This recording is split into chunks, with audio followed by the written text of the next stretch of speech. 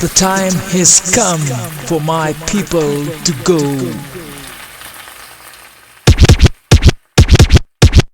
I'm not a queen, I'm a servant of the people.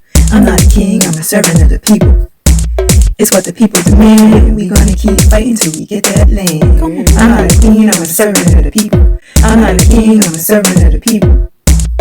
It's time to rise to get what we want. We got to organize.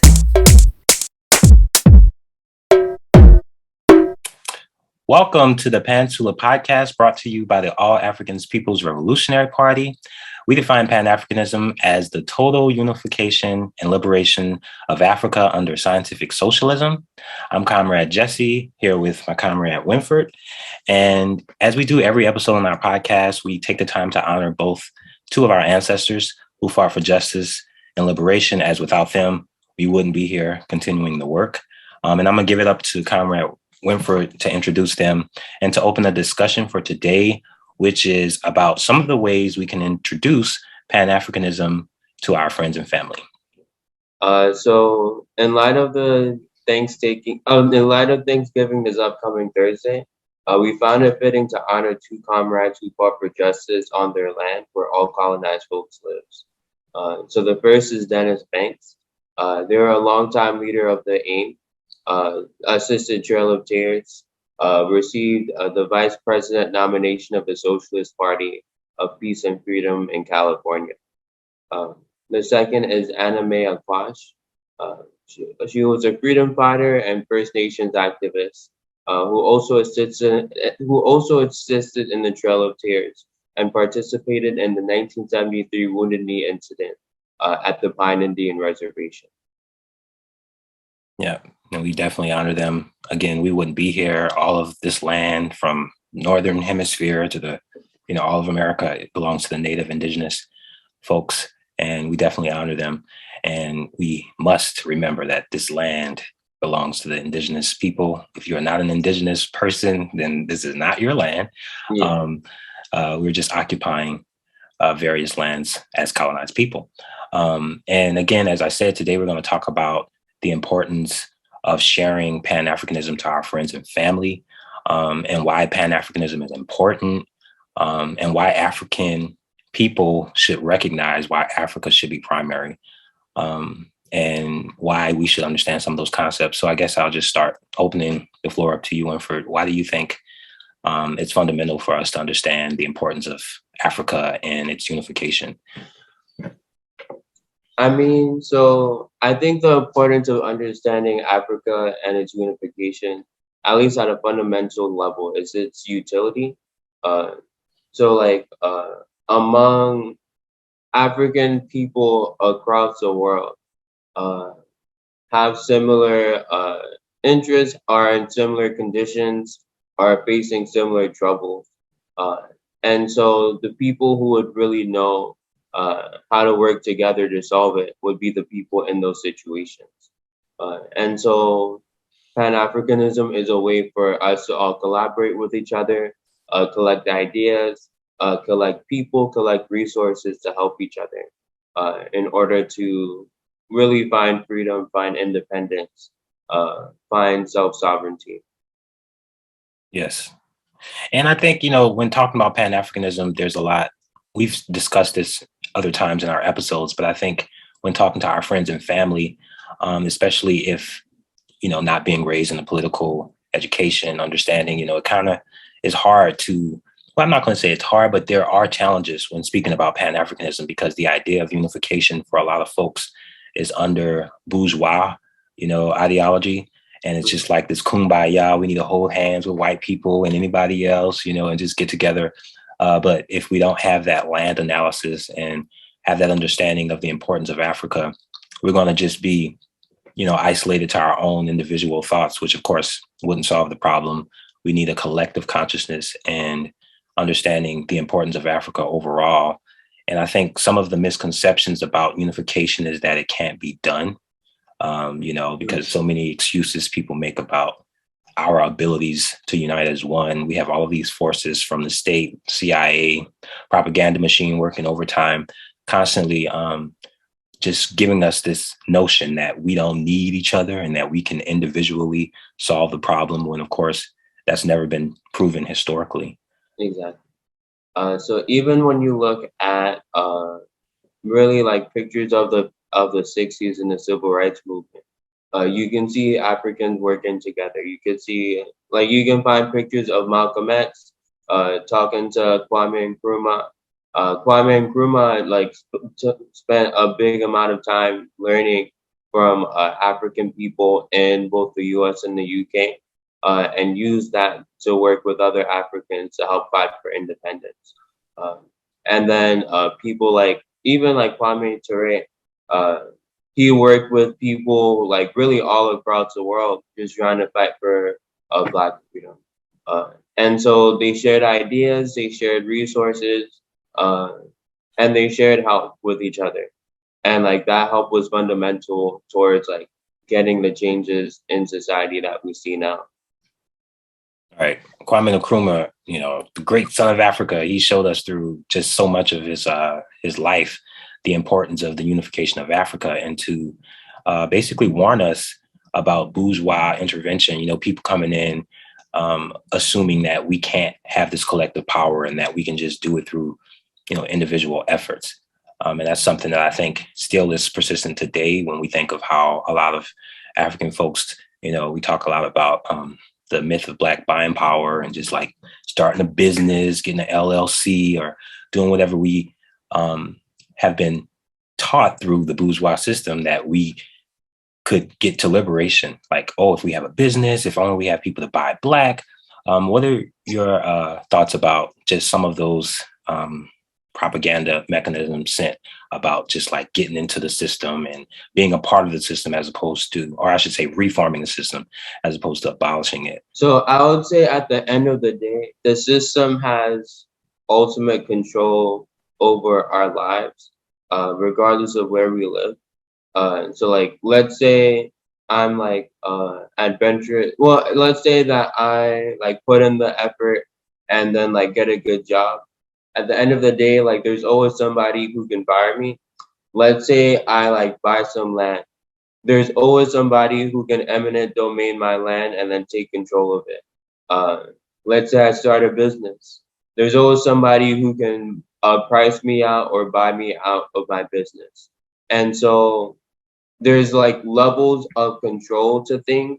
So like with businesses or jobs, we have a level of control of like, we have a certain level of control, but then always overarching those like the things that we control, there's always somebody who controls more than we do.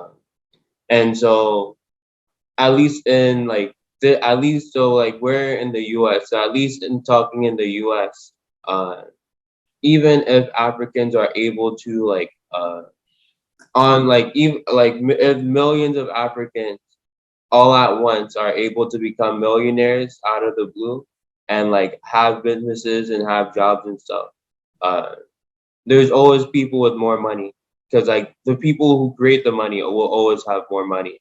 So we'll, for the most part, just be at the mercy of what they want, unless we fight for what we need. Absolutely. Not to mention the exploitation that's involved with accumulating wealth. A lot of people talk about being millionaires and billionaires, not understanding the exploitation that's involved. And that is how capitalism survives: exploitation. Somebody's going to be abused. It's a violent system. Just because one person is presumed to have the power and, at the top, if you're not looking at those who are making those products or doing those services, then you're not getting an accurate assessment of what actually capitalism is doing. And I think a lot of confusion has been pumped out, especially right now, because so many of us are beholden to social media and so many other forms of communication, around which we hear the idea that we can actually, we can be in the system. We can actually get ourselves out of this thing if we just take all our money. And a lot of people mention how Jews have done that. It's like, oh, we got to be like the Jews. We got to. I mean, I didn't watch the full podcast that Kanye West did recently with the Drink Champs, but one of the reasons I stopped watching it is because it was just too frustrating for me to endure just that kind of conversation. The tactic of assuming that, oh, yeah, we got to be like them. We can do it. We can do like the rest of them, not understanding the historical realities that make, again, capital is accumulated through violence, because capitalism is violence. It's not going to be, just because you're working a job. And even if you're not particularly beholden, a lot of people don't understand wage slavery. You can be working at a job that's slavery through the wage. You only get enough to live by means, not enough to actually, have a healthy life. It's just enough to survive. These are aspects to capitalism. But of course, if we're given the image and we have the petty bourgeois class, right, that sells the image to celebrities, entertainment figureheads, and they are the main ones giving us this message, and that's why it's important to have class analysis, because if you think someone look like you is on your team and you don't understand, what political party or what class alliance they have, you will be beholden to deception. And often when breaking that down, I've just realized in my own conversation with friends and family, it's often told that you're a hater, or that you ain't trying to be for the people because you being negative. It's like, nah, I'm just trying to connect it historically and materially. We as Nkrumah Tureus understand the importance of dialectical materialism, historical materialism. This is not just an ideological, or I should say it is an ideological understanding, but it's not just in our mind. Like, we're able to materially look at the substance of what's happened and see, okay, we need to point ourselves to a higher range. We need to fight for socialism so that all of us can contribute and, make this world a better place. And we're not able to do that if we're just individually advancing in our own understanding of, what success is, even the concept of success. And when people talk about success and, the joy of being independent, not having to work for the man, yet if you don't own the land, if you don't have the means of production, if you don't own the means of production, you're going to always be, as I said, a slave to that system. Exactly. Because like when you think about it, most of the money that you spend would be given to, well, quote unquote, the man, whether it's in like taxes or if you don't own the land, like rent, food, groceries, water, utilities. Because for most of those, like Africans don't really have control of that. So like if we're at a point where like we don't really have control over any of the things over most of the fundamental things that we need to survive. So like housing, food, clean water, clean air, then like we don't really have that much control over our lives. We can have control over like superficial things, or like things that are important but aren't as foundational as like food and water. So you can have a nice house. You can like afford to have like trees in your backyard. But then that isn't full control over your own life. At least as a collective for Africans. Right. And like, we're not saying that it's a bad thing to like want nice things, quote unquote, but it's more so a question of like, when you're trying to do that, are you like exploiting people, or is like you individually being successful something that's gonna help the like millions of Africans in whether in the country or in the world. Right.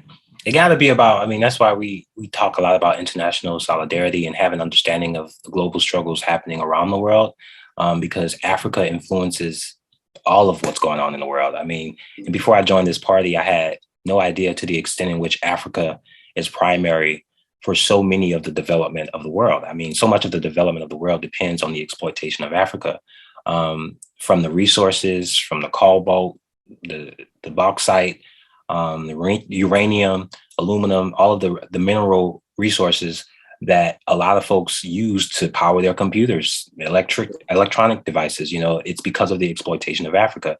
Not having that understanding and thinking that it just kind of falls from the sky and, oh, if I have the privilege to buy whatever product, that must mean I'm doing well. But if you're not connecting that to the overall reason why this exploitation is happening, we're going to just continually go down this path of individual consumption, not understanding, again, the interlinking realities of how these corporations and oligarchs have come together to divide Africa, starting with the Berlin Conference and ongoing with, petty bourgeois puppets in Africa. Even today, we got AFRICOM in Africa, all of these forces dividing Africa, not having that understanding. And again, talking to our friends and family about this can be challenging for many reasons, because we're all raised under this bourgeois education system, and we're given limited information about Africa. And if not joined to an organization, which is something we stress all the time, you're not going to have that understanding, because you can't do it on your own. You have to be joined to some political, ideological framework that would give you that information. And it's not always easy. It's not to say that being in an organization is just going to be, one size fits all, but it's definitely going to give you an understanding that you can't do it on your own. No change has been done by any individual person.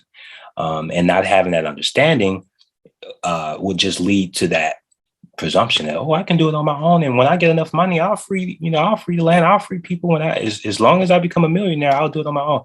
That's been said many times over. That's not the way it's done.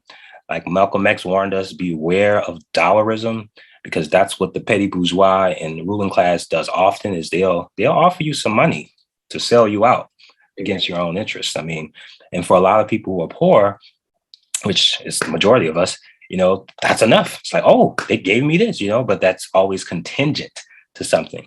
And so that's why it's important, even if you belong to a different, if you are part of the petty bourgeois, you can commit class suicide, do what you can for the people, because it got to be about the masses. If it's not about the masses of the people, then, you're not going to get anywhere far.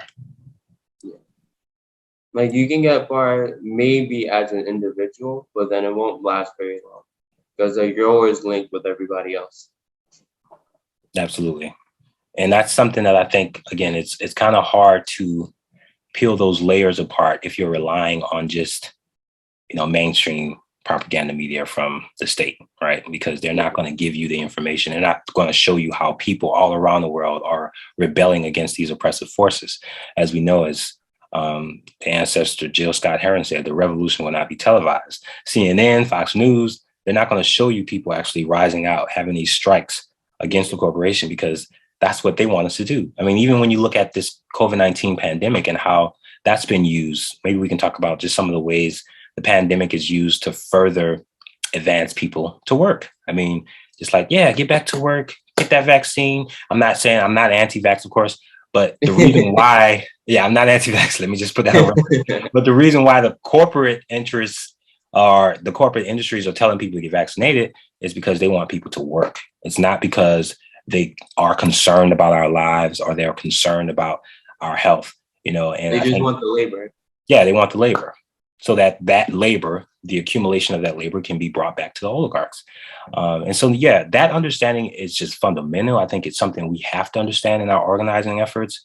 But we also have to, understand, like Che Guevara said, we're doing this for love, genuine love, and it's not like when you are a part of an organization or you're doing the work, you have all the answers, right? That's one of the reasons why we have the self-criticism process, so that we can understand what can be done to advance and further, build up the party. Because it's not like we all have the answers. Sometimes we need to be corrected. We definitely need to be corrected when we're in error, because there's so much liberalism. There's so much like, it's all good as long we don't need the, reformism. But we revolutionaries, right? Like, we're here for revolution, which means abolishing the systems, not just reforming the systems. Reforming the system doesn't work, because that's just buying into the system. We got to do something completely revolutionary, which is overthrowing, creating a system that works for us. Yes, absolutely. Which means overthrowing the systems and understanding the importance of ideological development. We have our work study processes in the A-APRP, and we do what we can to just further advance that. But I think, again, the reason why a lot of us can't see that is because we're inundated with just so much propaganda telling us that we don't have to do that, right? We could just invest in STEM or something that's not that that's bad. I'm not going against people investing in STEM technology, but they don't want us to do revolutionary work. The moment the masses are aware of how this system is operating, which again is based off of exploitation. The moment the masses come to that understanding, we can do what we can to overthrow that system, but we have to have that understanding. We can't think that it's just like that some places of the world. It's like, no, all around the world, everywhere where Africans are being affected by the system. So we all have to have that general understanding. Exactly. So I have a question. So let's say it's Thanksgiving, 6 o'clock, the turkey's still running late. So now we're just waiting and just like nibbling on the mac and cheese, even though grandma told us not to eat it. How would I introduce Pan-Africanism to like my friends and family who's at that table? Ooh, let's see. Well, first you go again about this is about land. A lot of us, when I'm saying it's Thanksgiving, it's not Thanksgiving because we know what the history is. And if you don't know the history, you should look it up. It's not like we celebrate these holidays in celebration of the actual people who are owners of this land. And I would say in a situation like that, it would just be about giving the historical history, the historical examples of freedom fighters. As we mentioned earlier, we honored Dennis Banks and Anime Aquash, who fought for Native Indigenous rights.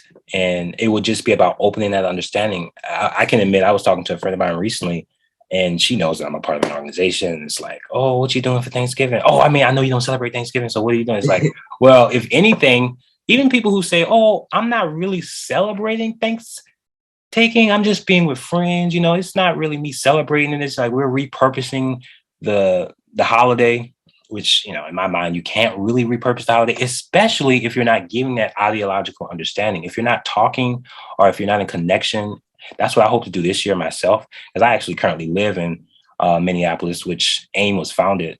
The American Indian Movement was founded here. Yes. So I'm trying to do my best to connect to, those that are involved in that work to just further that education so that people understand the source. We're doing this for power. Land is power. And this land that we're residing in, United States, to all of the Western Hemisphere belongs to the Native Indigenous people. And so having that understanding and bringing that connection, it would be about, do you know about what, who are these freedom fighters and what work they've been putting in to regain their land? Are you aware of these movements? And further than that, how can we understand their importance to our struggle? We as African people understand when Africa is free, that's going to do an advancement for the whole world, for the whole socialist revolution, because we're all separated in our own colonized spaces, but we're fighting a common enemy, capitalism and imperialism. So as long as we have that understanding that capitalism, imperialism, and all these isms that are dividing us must be defeated, we can then defeat it. But if we think that, oh, we don't have to do that, or if we have this presumption that we don't got no friends and we don't need to be in solidarity with people like that because no one cares about us when we struggling, that's like, no, that's not having a historical understanding that this has all been done. We have the work that's been shown. We have to actively, and this is why, again, being in a part of an organization is important, because that gives you that foundation, that gives you that ideological training in which you're able to see the many ways, because it's an everyday struggle. This is a protracted struggle. Every day is not easy. Every day we're not always given with the answer, but that's why we're searching for that answer. So it would be about making, and sometimes it's uncomfortable, right? Because nobody wants to hear that this is not really something we should celebrate, even if it's guided or guised underneath this premise of love and we should be grateful, God, especially if you align to a spiritual practice, it's like gratitude. Oh, Thanksgiving is just about being grateful to God. Think about, it's like you should be grateful to God every day, right? Like it should just be reserved on a particular holiday where you are encouraged to spend money on, food and, no, like it should be an everyday thing. But I think one of the reasons we can't pursue that or understand that is because we're just so forced to believe that this is okay. And it's just like, that's why they call it Thanksgiving. It's like, oh, just be thankful. Be thankful. You got all of these blessings. But if you're not understanding the connection of land to the Native Indigenous folks that's been fighting, then you're doing a disservice. You're not actually contributing to breaking apart those systems that encourage us to further divide ourselves and to just be self-interested, just eat, but not have the understanding of what this holiday, you talk about the Mayflower Compact, you talk about any of the things that we were taught about Thanksgiving as a child. And I know this episode isn't particularly about Thanksgiving, but that's a relevant topic because that's coming up this Thursday. And I think a lot of folks, especially in Black families, you know, we all get together, we eating mac and cheese, you know, oh yeah, Thanksgiving, we eating. But if you ain't talking about the Native Indigenous people, and it's one thing to say, oh yeah, I know the history, but if you're not going through the history, if you're not going to fight and stand in solidarity with those people, then we're doing a disservice. And back to the question of what you said about Pan-Africanism, the way to remind people of that is if Africa is not united, then we're going to fall. You know, a divided house can't stand. Yeah, exactly. Like another thing is like at least communicating Pan-African to people where like it's affecting their own lives. So like for example, like what's a good example? So like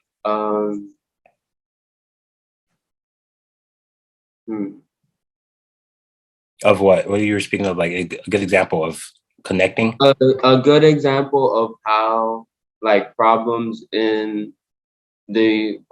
for Africans or Black people in the US is similar to problems for Africans across the world. Right. Well, we have the same oppressive forces. The IDF is trained in Africa, and a lot of the police are trained by the same IDF forces. So, I mean, we have the same enemy. These connections are interlinked. It's important to understand that because if not, we're going to be thinking we're the only ones struggling. And it's not just us struggling. Africa is under oppression. You know, everywhere where Africans are, we're colonizing. We're here to we want this unification. We should want this unification, but that unification is being tampered by this individual tropism. You know, because one person manages to get out together or one person manages to become really successful, then it's encouraged for us. Oh, you can be like that African. You can be like that African. You could be like the African that's rich. You could be like the African who has that wealth. And it's like, yeah, but that African doesn't have our interests. That African is a part of a class that directly is in contradiction to the overall. Yes, exactly. And so that's why it's a bit difficult, I think, a lot of times when really having that breakdown to folks, because they automatically assume that someone that looks like us is on our side. You know, oh, they Black, so they must be on our side. No, if that ideological understanding is not synonymous to what we're fighting for with Pan-Africanism, then it ain't for our benefit. We're not getting nowhere, right? Like we got to be more principled, more strategic, more aware that this is not something that's just dropped out of the hat. You know, everything follows a pattern and a sequence. When we study currently right now, we're reading in our work study, how do you say that word? I'm flipping out on it. I think it's conscientism. I could be conscientianism. If you get the idea. Yes. We'll in the comments. Yeah, we'll put it in the comments. I'm reading it still now by Kwame Ture, and he goes into just the science of how we've developed our understanding that this is a material world. Right? Like it's one thing to be all in your head and you just think, oh, this is, you know, he talks about philosophy. But when you look at the actual tenets of history and the influences of the things that happen, all of these things lead, like right now we're in capitalism, but eventually we're going to get to socialism. But since this is a protracted struggle, we got to struggle for that. Right? It's not going to be easy. It's not like the system is just going to willfully give up their power, which is why we're encouraging the masses. It's all about the masses, not just no individual makes history. And once the masses is in tune to that, then that work can be done. Then that work can be understood. And not to mention the work that's already been done. We can look at the Black Panther Party. We can look at many other organizations that were already out in the streets, encouraging people to have that understanding, to have that ideological necessity. And as it's been said, you know, Pan-Africanism will perish. If we're not unified, what's going to happen? You're going to be divided. And a house, again, I'm going to say it again, a house that's divided can't stand. So that's one thing I would say to that. So I guess, what are some of the misconceptions that you would say folks have about not understanding the importance of the unification of Africa and why that's important for us as a people? Is that I think one big thing is the idea that Africans are too tribalistic to solve problems with each other. Um, I think this is a misconception because like most people are able to work together when it comes to I think it's a big issue. I think it's a misconception um, because most people are able to work together to solve problems, even if they're like from completely different, like completely separate cultural backgrounds. Uh, Most of the times when there are tribal conflicts, it's not just because of solely the culture, but because of material conditions that are causing people to fight. Uh, so like, let's say there's like a resource that like one group of people want to own and like get the benefits of, and then another group that wants to own and get the benefits of that same resource.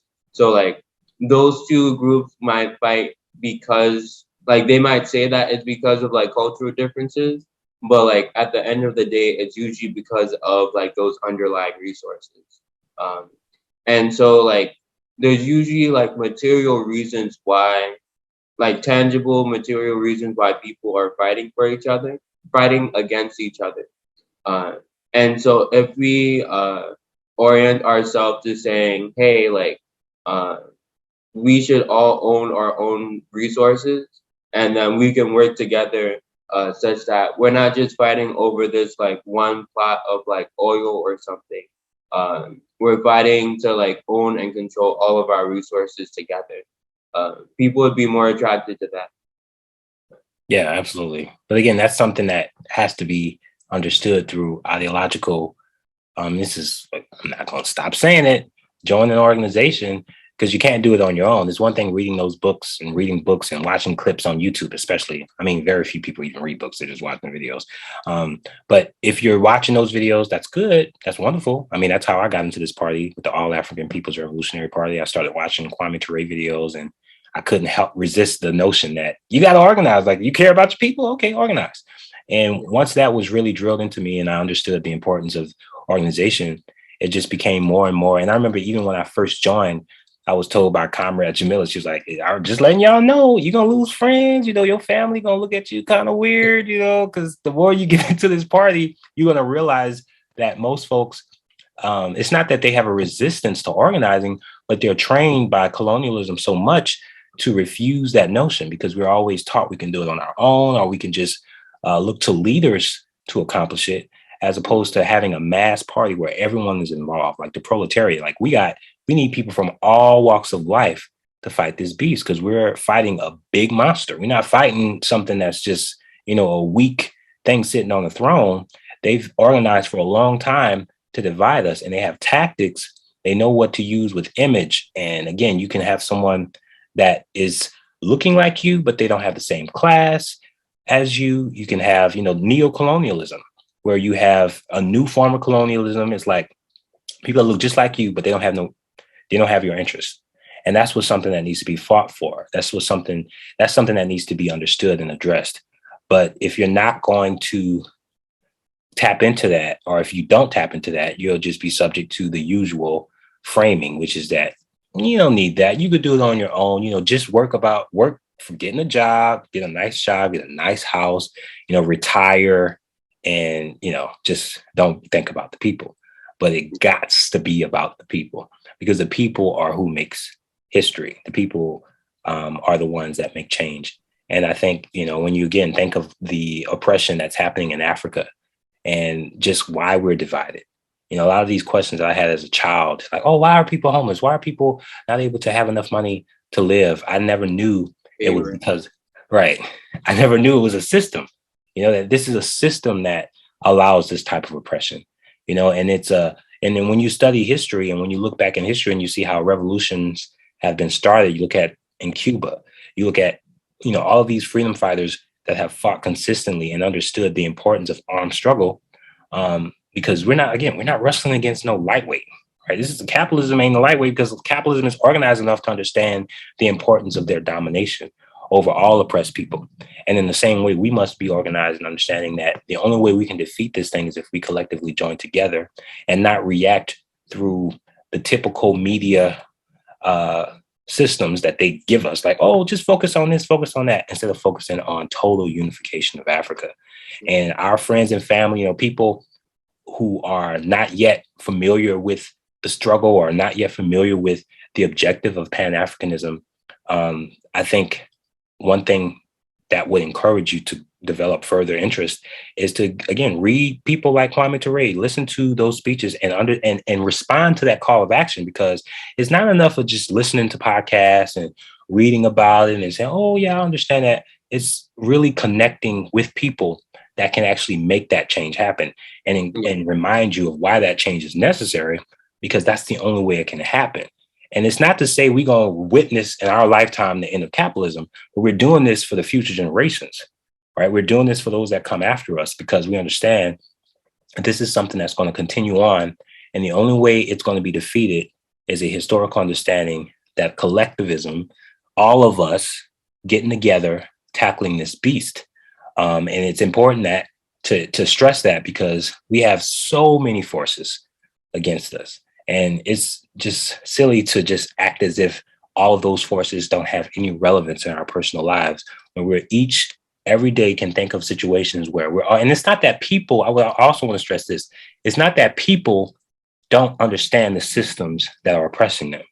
They may have a different language in communicating it, but they understand they're oppressed. When people are working, they understand they ain't getting nothing for their work. It's like, okay, you want me to work 8 hours to pay me a very minimum wage to continually do this the rest of my life? Like, and then barely be able to pay rent, even though it's increasing like every year. Right. Like the wage we get is federal minimum wage is $7.25. That hasn't changed since the 70s, right? And so it's like people are aware of that. It's just about understanding how to communicate. Hey, what do you want? What do you want to see change in the system, and what are you willing to bring to that table? What are you willing to honor to that table? And that's what really needs to be focused on, because we all have something we can honor and bring to the table, but it would just be about having that understanding and also unpeeling the many ways we've been lied to. And it can be hard to really resonate with that, because while I never I was kind of on a framework when things taken would come around. I was like, oh, I'm doing it for family. I had an understanding before I joined the organization, before I would read into this, that, yeah, Thanksgiving was just a holiday that I did for my family. I'm grateful. I'm thankful. But then I'm realizing, and the more I study, I realize, no, it's really important for me to understand the history and to connect it with the struggle for liberation. And that struggle for liberation can't be done if I'm just independently in a vacuum, eating my mac and cheese and potato salad and whatever, and not talking to the folks that have actually, arranged the situation to fight against that system. So, I mean, it's more than just having, and I think that's also something that unfortunately happens, is a lot of folks, they might feel like they know, oh, I know, why aren't people getting it? Why don't people see that this, the enemy is here? And it's like, you got to have a love for the people. You got to understand people they are aware of these struggles and they are aware of these situations, but they need to be reminded that they can, in fact, change these things. They don't need a savior. That's so much of what Hollywood and so much of what the media gives us, is that there's one person that's going to save you. Y'all need another Malcolm X. Y'all need another Martin Luther King. Y'all need another. No. We need the masses of the people to have this understanding so that we can collectively fight against the system. It's not going to take one person. It never has been one person. And that understanding is enough to further this advancement of, the unification of Africa. That, when Marcus Garvey, when he spoke, he wasn't just speaking to one African, he's speaking to all Africans for the Africa for the Africans, right? It's for everybody. And again, it's a protracted struggle, right? It's not like, we're going to just win this. Capitalism wasn't developed overnight. It took years. It was the process. We have feudalism turn into all these processes occur, but it's all leading to, eventually we're going to go into socialism, but it's going to take struggle. Even when we arrive at socialism, it's not to say that, oh, we good, we can rest, we can chill. We got to constantly fight. The forces are constant. This is a consistent thing. Yeah. And then, like, as for something you can say at the dinner table of why we should care about Africans in other parts of the world. So, like, I can give So even Malcolm X had this one quote. This isn't quote for quote. You might have to like change some of the words when you're looking it up. That in order to solve the problems of Black people in America, you're gonna have to solve the problems of Black people in the Congo. Yes. And so what he meant by that is that like colonizers and colonizer countries, they like take resources in the Congo, like they exploit the labor there, they like steal the cobalt, and steal resources that are necessary for really for like computer chips to be created. And like a bunch of different technologies as well. So those resources end up in the colonizer countries and then are used to create weaponry, are used to create mass surveillance tools, are used to create things that like are used to harm like people in the US and across the world. So like the only real way to stop that from happening is that to some extent you just have to stop the supply. And so like in order to stop the supply, you have to help the Black people in the Congo or in like other countries in the world. Before like anything can really happen. Well, what do you say to folks to say, I'm not from, I haven't been to Africa. I'm not from Africa. What do you mean Congo? Like I've been born in America. I mean, because that's unfortunately a common refrain, right? I've never been to Africa. I'm not African. And again, that just shows you the demonstration of the power of media and propaganda and brainwashing and this whole system desire to remove people's understanding of where they come from. And when you understand where you come from, then you have that immediate necessity to fight for that place. You know, Africa is my home. Africa is, if you're African, that's your home. And if you don't know about Africa, then that's what brings the disillusion. A lot of people that talk smack about Africa don't know about Africa. They don't know any of the history. They don't know any of the reasons why Africa should be primary to all Africans. And that's one reason I appreciate the A-APRP, because we understand Africa is primary. Africa is primary because Africa, and it's not just the resources that is being used to fuel this world. It's so much that's been done to oppress Africa specifically. And when you think of the role of colonialism and dividing us and making us just refrain to all these different spaces, it really does. It's done a big deal of confusion for a lot of us because we don't have that connection to Africa. Africa is seen as this distant place. We think of poverty there. We think of all the oppressive forces there. But when it comes to actually joining to a resolution to change that, it's all scares. It's all like, oh, well, Africans don't, I've even heard before, and I still hear it today, talking to certain Africans that are Africans, but of course they consider themselves Black Americans, which is, like, okay, Black Americans, you're African. There's no concept of American. You're not an indigenous person of the Western Hemisphere. Why are you calling yourself an American?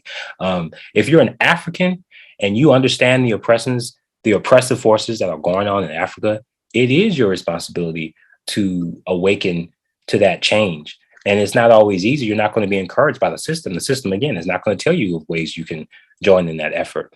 But when you can be aware of that, you'll make that change, or at least understand that it's important to join into organizations that are fighting for that. And so that's, I think friends and family or any, even in this organizing efforts we do on our own, telling people about Africa, telling people to join an organization. I think one common misconception also is that we don't need them. We don't, they're over there, we over here. Like, it ain't even my story. It's like, but it's like, I'm not sure if it was, I believe it was Martin Luther King Jr. who said, injustice anywhere is an injustice everywhere. Like if somebody is struggling somewhere else, that's your problem too. It's not just like your problems are your problems. We have the same enemy. So it's about understanding who that enemy is. And like it's been said in the Handbook of Revolutionary Warfare by Kwame Ture, know your enemy. Know your enemy. Yeah. So like if Africans across the world don't connect with each other and explain what's happening in each of our own localities, then we'll end up being used by the enemy to like help like exploit each other. So like one thing I can remember, well, I wasn't there for it, but like one thing I can remember is like the Iran Contra affair. So like this was like in the 80s, like under Reagan's presidency. And so like when Reagan was trying to request funding to basically have a coup in Nicaragua, what he did was like sell a bunch of weaponry to Saudi Arabia, but then like the bigger thing is that him and his co-workers, like the people who worked for him, helped bring cocaine from Nicaragua into the U.S. And so that cocaine was like what helped fuel the crack or cocaine epidemic in the 80s. And that was something that highly affected Black people. And so like the enemy, like if we aren't talking together, like we'll ask, oh wait, like why is there a cocaine problem like right now? And then like if we are talking together, maybe we can figure out, oh wait, what they're trying to do is like help take money from Black people, basically to help do a coup in another place. But then if we're not really interacting with each other, like we'd never know. Because like that sounds like a conspiracy theory. Because like what, like the government is selling drugs to people, but then at the same time like fighting against those drugs. Like it wouldn't be something that's like, yeah, that we would just assume is happening. We can't just assume that that's happened. Like we'd have to talk to each other, figure out just figure out details. And then we could also share like different strategies. So like let's say like we want to have like a strike in like some place, or we want to organize labor. Like we can talk to each other about like the different ways that we've approached it. So like whether it's like Africans in the US, Africans and like a bunch of different parts of Africa, Africans in Europe, Africans in Asia, like everywhere. Like it'd just be sharing knowledge, sharing information. That would help us like one, fight for what we're looking for, and two, make sure that we aren't like being used. Right. So much of us are, again, influenced by the petty bourgeois media propaganda machine, which is 24/7 all the time, constantly telling us that we can do this, we can do that. But if we're not talking about the unification of Africa under scientific socialism, if we're not talking about the necessity for all of us to have a land analysis and a nation class gender analysis, then we're going to just be continually, as you said, propagating what the media continually spouts at us. And I think so much of that division is encouraged because we're just taught to react as opposed to being scientifically dialectical and to really look at the reasons why colonialism is the reason why we're divided. So many of us focus on just these arbitrary surface level issues, not understanding that colonialism and the effect of neocolonialism even is why so many of us are confused. So many of us, you think of identity politics, right? Just what people focus on. Oh, it's a woman in office like Kamala Harris, or oh, it's it's like, yeah, they're going to give you any of those things because unfortunately that has a lot, people want to see themselves. People want to see that representation. But if that representation, again, is not aligned to a radical understanding of ideological unification of Africa, it won't really change the system fundamentally. Right. It's not going to change anything. It's just going to get another face in office that looks like you that doesn't have your interest. And it's amazing. Words, nothing will fundamentally change. Right. That's what he said, right? Nothing will fundamentally. And I mean, hello. And then it's an upholding of the system. I mean, we're not particularly talking about the Kyle, I don't remember his last name, Kyle Rittinghouse, whatever nonsense his last name is, but the dude who was just, not seen as guilty for the events that went on. That's somebody, that's a perfect example of how the system continually shows that nothing will fundamentally change. And not only that example is just to know that there are many cases every day that are happening in the courts where people are just being, justice isn't being served. And they focus on these, famous cases, put all the energy there.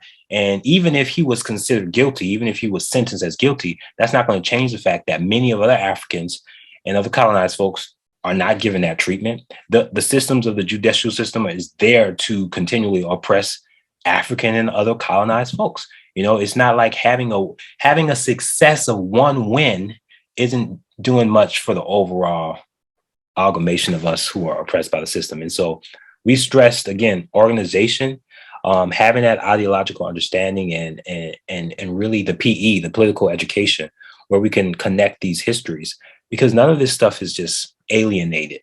It's not like I'm dealing with this alone. I'm the only one dealing with it in my own vacuum. No one else will understand that I'm the only one dealing with. It's like, nah, it is everywhere. It's happening to all of us. And the moment we have that understanding of this global impact of imperialism, neocolonialism, capitalism, all these isms that are designed to separate and further divide us, when we have that understanding, we can fight for that and understand that we will win. Not only that we're going to fight for it, we will win. And I do believe that we're going to win. Even if it's not going to probably be in our lifetimes, we know that we're doing this for our future generations, those that come after us.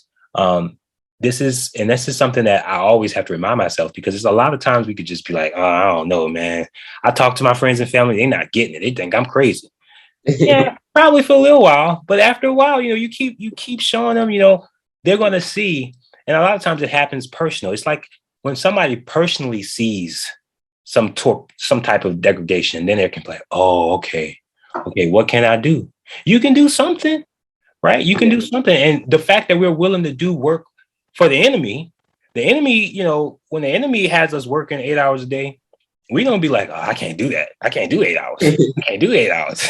Like, yeah, you're going to do those 8 hours. Otherwise, how your bills going to be paid? Whether or not you want to. Yeah. So like, if that same understanding can be for working for justice, like what can we do? What can we collectively do to connect what's happening in Africa to what's happening now? Because we are in this together. These systems are not divided, and it takes that understanding to completely combat it. Yeah. And then like, it's also a thing of connecting with people in general. So like, if you're able to find something that the person cares about and then explain, hey, like this is how, what you care about and like the liberation of Africa is connected to each other, then like they'll start thinking about it on their own time. So like at the time when they're thinking about the things that they're interested in, they'll remember what you said, like keep it in their head maybe for a little bit and maybe be like, oh yeah, this cat might be onto something. Right. Yeah. Well, it's like, I think people do listen. And again, I never want to make the point as if people are just unaware of their oppression, because folks are aware that they're being oppressed. It's not like they're, in delusion about it, but they don't always. It's kind of a question of, can I do anything else? Well, can I do anything to change it? Right. It's like, what can I do? But it's like, you can join an organization. How about that? Join an organization and fight for justice. Like, and if it's not an organization you witness in your own area, start one. But there are things that you can do, and it can't be done through individual efforts. Again, you can't change this.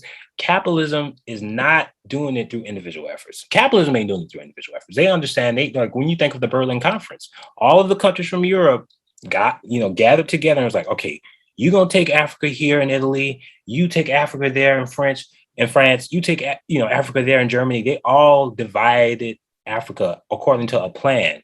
Even though they didn't all agree with everything, they knew enough to say, yeah, we got to get these resources. So we're going to divide ourselves so that we can get that. If they have to basically exploit us. So we kind of have to organize, remove that exploitation. Yes. And understand that's the only way we can change the system. We can't reform it. We can't vote another Democrat in. We can't vote another Republican in. We can't vote nobody in to do anything. We got to overthrow this system. And that overthrowing can only be happened through the masses of the people. The masses of the people must have that understanding. And that's why we pressure political education and joining an organization so that goal can be reached. Because we do understand that Pan-Africanism it's Pan-Africanism or perish. We have to be united. We got to be united on this thing because we've been divided for so long. We have these forces against us from neocolonialism, wage labor, capitalism, imperialism. all of these transphobia, homophobia, all of the things we think are against us as a people are actually coming from the system of capitalism. Now, these things are birthing out the further advancement of oppression. And to have that collective understanding, it's a protracted struggle. And we did an episode. I didn't personally do this episode, but Evan and Jamilah did an episode about, don't fear the struggle, because it's going to be a struggle, and I'm understanding now, the more I'm in this organization, it influences every aspect of my life. And so that means when, of course, when happy Thanksgiving, thanks taking, I always say, like, what? Thanks taking? Yeah, thanks taking. Because like, reminding people like, yeah, like this is literally a holiday used to dislocate our memories about the oppression of what's happening to the indigenous folks of America. Like, so we have to have that understanding. We have to be resilient in that, because if not, we're going to be beholden to just a propaganda machine doing what they want us to do, which is just to silence ourselves and to just say, oh, no, no, let's just be grateful. We're here. We don't even have to worry. It's like, no, you need to connect to this historical understanding so that you can fight it as rigorously as they're trying to fight you, to get into the understanding that you belong to a people that can fight against the system. Like, this system has been operating for a long time. And the only way we're going to get rid of it is if we collectively organize against it. Yeah, it can't be a group of one person or a group of 20 people that's going to replace the system. It kind of has to be all of us. Yeah, it has to be, because there's never just been one person. I mean, that's a Hollywood myth. You got Superman, you got Batman. Yeah, he's doing all the work. That's Hollywood. But it ain't just, that's not like how it is in real life. We need everybody involved, all hands on deck, right, to fight the system. And again, I think we got to have a remaining love for humanity, understanding that humanity, all of us are being oppressed by the same system. So just because somebody else don't got it, and because somebody else is straight away, doesn't mean that they can't get on this path. Doesn't mean that they're ostracized or unable to see what we're fighting for. It just means that we got to struggle. That's what the struggle is. It's a struggle. It's a struggle. It's like, you ain't gonna just ideologically, not physically. Right, not physically. Ideological struggle, because these are, and that's even in some ways it can be a stronger force of physical struggle, because it's like that mental command that's telling you, no, you don't have to do that. But why are you doing that? They just saying that. It's like, because it's so strong. It's ingrained from childhood. As a child, we were taught the Pledge of Allegiance and support the troops and to, celebrate these holidays that enforce separation and division and exploitation. And the more you coming into that understanding, you can directly fight against it. But I think, again, we got to do this through a collective effort. We have to understand the necessity of Africa and understanding that we have real forces, and we're really battling an enemy here. This is not just Disney type of camaraderie. We're not just like, ooh, not the power of love. Right. Yeah, no kumbaya. Struggle, right? Like, like eventually that's what it's going to get into. Like, we got to find a necessity and understand the necessity for that, because we're not dealing with nothing that's weak. And nothing can fight against the masses of the people. If we organize together, if we're organized, there's no technology that can come against us. There's any amalgamation of any force are going to come against the organized masses. But that's what needs to be done to really elevate that message and to bring the necessity of just change. And revolution is not about, it ain't easy. Like I said, it ain't always easy. It's not overnight. It's not popcorn. It's not microwave. It's not like air fryer. It ain't none of that. It's literally every day. And it's something that sometimes it ain't, and again, it's not always easy. And I'm of the opinion that I don't even like easy, because easy is given. Easy is like, here you go. That's what the system gives us. Easy ways of avoiding the issues. Like, don't pay attention to that. Focus on you. Get your degree, get your job, get your house, and then be set. Go on vacation. That's easy, right? But no one talks about the ladder or the struggle that is needed to obtain that, right? So struggling is a part of life. This is something we're going to have to do all the time. And the more you do that, the more you can sharpen your awareness and understanding for, why the struggle is continual. Well, we got a reason to fight it.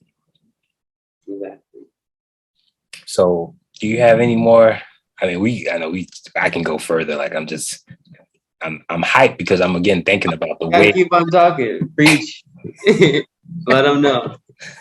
Well, I just think that again, we got to be more concerned about humanity.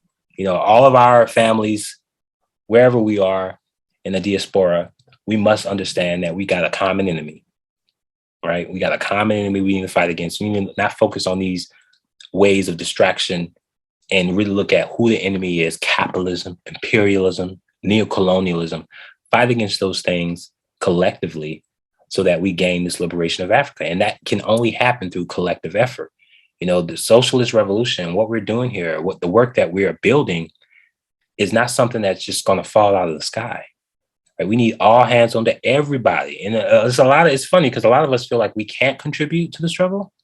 You know, it's a lot of disbelief because so many tactics have been created to ensure that we can't do it. You can't do that. You can go to jail for it. You want to go to prison. You want to be like, martyred for it, killed for it. Because so many of our freedom fighters have been killed publicly just because they betrayed the status quo and they went against the system and they fought for it.